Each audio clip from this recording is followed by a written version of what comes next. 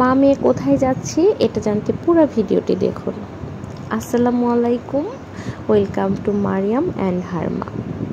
কেমন আছেন সবাই, আর কে কোথা থেকে ভিডিওগুলো দেখেন প্লিজ কমেন্ট করে জানাবেন।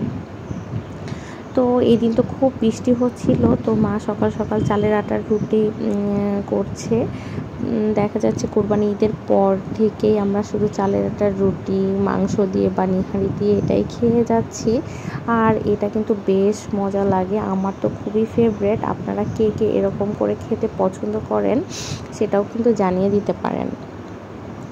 আমাদের এইদিকে উত্তরবঙ্গের এইদিকে এটা বেশ ফেমাস। আমার শ্বশুর বাড়ি বলেন, আমার বাপের বাড়ি বলেন, সব জায়গাতেই এটা খুব খাওয়া হয়। তো মা সকাল সকাল এটাই বানাচ্ছিল, আর আমি পাশে বসে একটু গল্প টুকিটাকি হেল্প এটাই করছিলাম। আর বাইরে খুবই সুন্দর গুড়ি গুড়ি বৃষ্টি হচ্ছিল। বৃষ্টির দিনে কিন্তু এরকম ঘরে থাকতে বা এরকম চুলার পাড়ে বসে থাকতে কিন্তু বেশ আনন্দ লাগে। আমার কাছে তো খুবই ভালো লাগে ব্যাপারটা।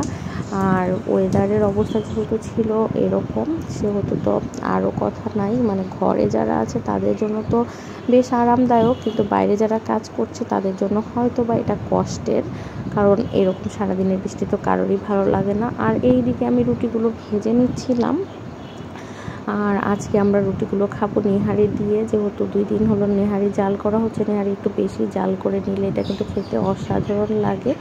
তো এই তো আমরা সকালে নাস্তা টাস্তা করে নিচ্ছিলাম।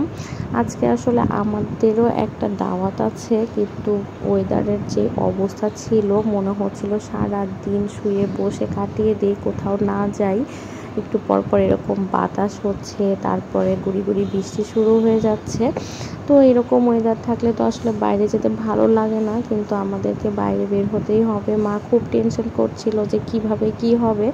তো কিছুই করার নাই, কারণ নানা শ্বশুরবাড়ি থেকে আগে থেকে আমাদের সবাইকে বলে রেখেছিল এই দিনের কথা।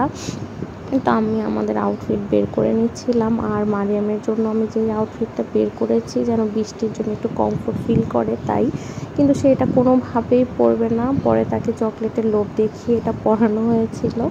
যাই হোক, এরপরে যখন আমরা বের হয়ে গেলাম তখন দেখলাম হালকা হালকা রোদ উঠে গেছে, আলহামদুলিল্লাহ। আসলে একদম বৃষ্টির মধ্যে বের হওয়াটা খুবই কষ্টের। সবাই ভালো থাকবেন, সুস্থ থাকবেন, আমাদের জন্য দোয়া করবেন। আল্লাহ হাফেজ।